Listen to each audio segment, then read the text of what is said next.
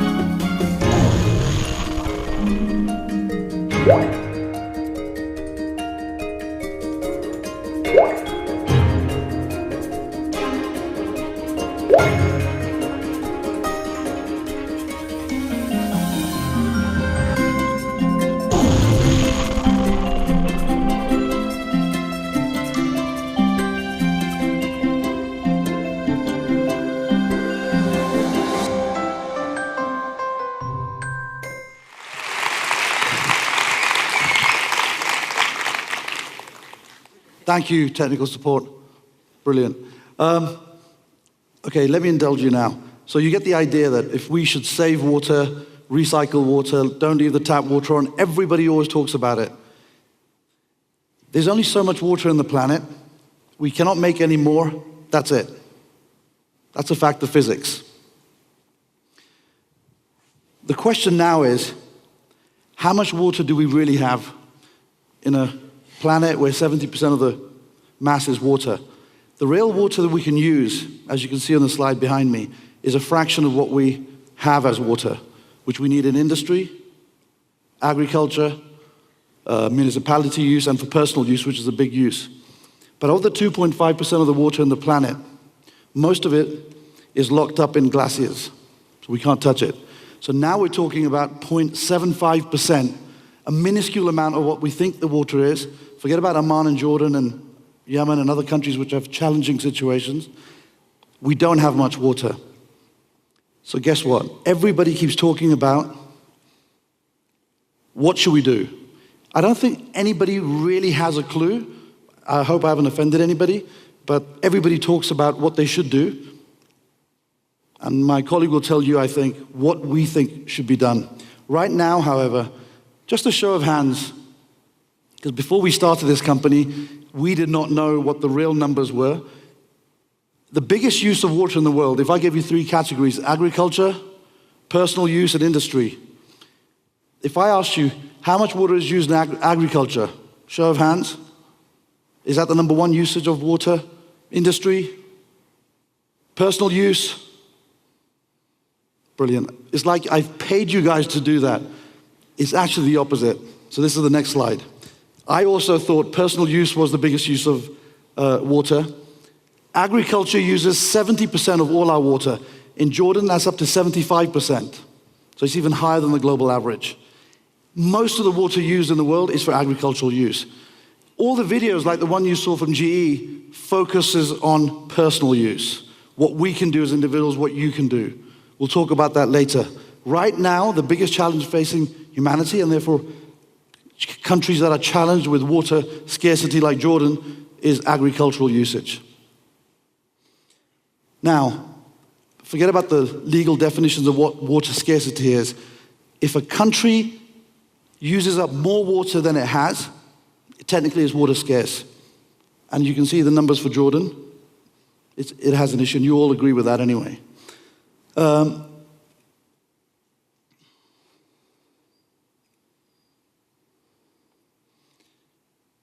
This is the picture for Jordan specifically.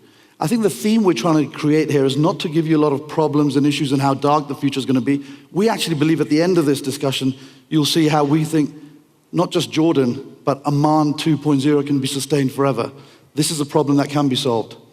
Again, agriculture, huge usage, and also it only contributes 3% to the GDP of Jordan. So although an important factor, and there are companies doing very well in that sector in Jordan who export food out to Europe and the Middle East, but it's a minor point.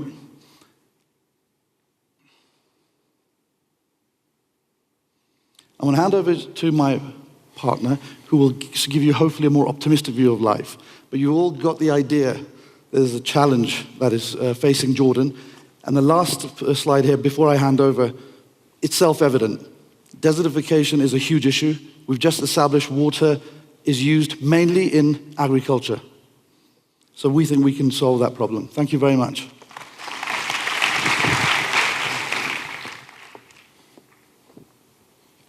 I've been told I have to stand within the red carpet, and I have a big problem. I can't stand still, but I'll try my best.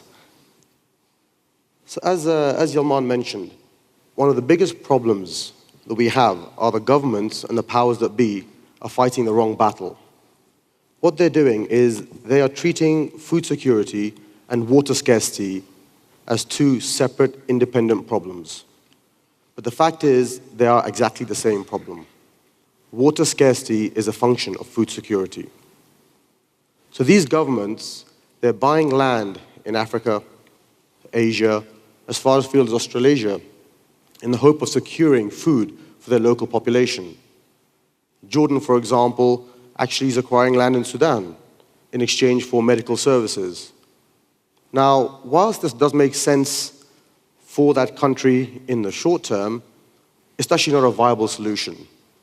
The problem is food production is a zero-sum game. So the major variables used of land and water are diminishing at a pace never seen before. So whilst a country may be able to acquire food for its local population, it's ultimately taking that food off somebody else's plate, and hence can't be a solution at a macro level. Now let's fast forward 20, 30, 50 years. The world's population will be more than 10 billion. Water is even more scarce. Land is even less arable. There's even more desertification. If we continue to consume water at these current levels, then the stress points in the agro-ecosystem will collapse. Taking Jordan, for example, something that Yalman touched on earlier, the total consumption per capita per year in Jordan is 43,800 gallons. But the actual renewable resources available in Jordan is just under 40,000. What that means, essentially, is that as a country, Jordan is consuming over 30 billion gallons a year more than it actually has. So without stating the obvious, how long can that continue? If that does continue, how long does Jordan have? The stress points will get to a point where they'll break. We saw early glimpses of this in 2008 in Egypt, other parts of North Africa, the Middle East, India, where a sudden increase in the price of staple foods like corn, wheat, and tomatoes caused protests and riots on the streets. Now, that was an early precursor of what we can expect, but at a much larger scale if we continue at these current levels. Now, that's all the doom and gloom. The TEDx team were kind enough to invite Yalman and myself to try and give an idea of how we see a solution. Everybody can come up here and start talking about the problems. The question is, do we have a solution? So I'm going to talk you through something that we have come across and how we believe that will provide a solution. So imagine a technology that could save 90% of water used in agriculture. What does that mean in terms of numbers? Well, without stating numbers, as you can see from there, there are a lot of zeros. It's a very large number. But essentially, you could save over 145 billion gallons a year if we use a technology that actually does this. What does that mean for renewable water resources? Well, imagine being able to reutilize that saved water. So rather than just save it and sort of bank it in the lakes and in the groundwater, imagine actually being able to reutilize that in the local community where you're growing local produce using water from the local capacity and using local employment. Suddenly you have a self-sustaining economy where you have a country that's able to carry on indefinitely without the fear of water. A great place to live. Unfortunately, we're not there yet. By the time myself, you all, actually get to feel this problem and try to do something about it, it'll probably be too late. There's an old phrase which says that necessity is the mother of all invention. Well, for us to avoid a dark and calamitous future for our children, their children, and the generations thereafter, the rules of the game have to change, and they have to change now. Fortunately, a scientist by the name of Dr. Yuichi Mori, who works out of Waseda University in Japan, has dedicated the last 12 years of his life in coming up with this solution. It is a hydrogel membrane, 100% biodegradable, which saves 90% water,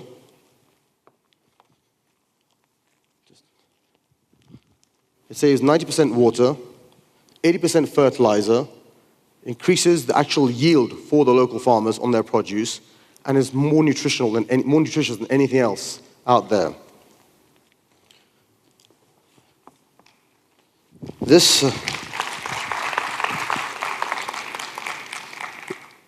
Professor Mori has worked on this technology over the last 12 years, and for the last 4 years, it's actually been commercialized in Japan. So it's currently in the market, and there are extensive farms all around Japan, around Tokyo, of farmers and businessmen who have dedicated themselves to actually creating farms using this technology. On a side note, there are other technologies out there that we know are being worked on currently. The problem is, these technologies are still in the R&D phase, which means they will take years before they actually get the necessary certifications and allowances to be used in mass production. This technology already has that. Unfortunately, we weren't allowed to bring to you an example of how this thing works. We actually spoke to the customs, and they said there's no way you're allowed to bring that into the country. But we have a very short video of us presenting, Yalman and myself, presenting this at TEDx Abu Dhabi a few months back. So I'm just going to play that for you right now.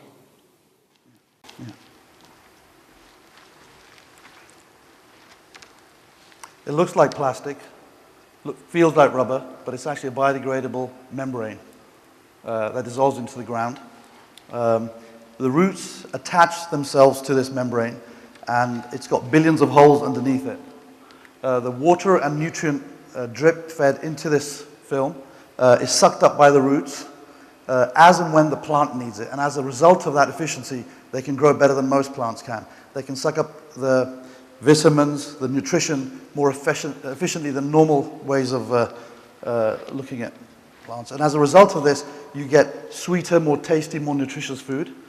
It has a huge crop yield increase as well.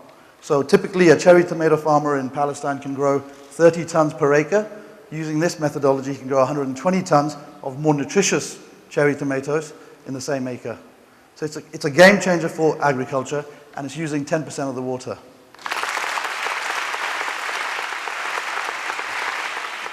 Thank you very much. Coffee time is nearly here. The last thing we missed out was, again, things we did not know before we entered this sort of field of passionately trying to feed the world and saving water. 90% of water in all agriculture and every land in the world is wasted. Hence the number about 90%, because that's the water that seeps through the ground, precipitates, goes sideways or evaporates. We've just made it a simple solution. Get a way to stop that 90% being wasted and use that for the people in the industry. That's it. Thank you. Thank you.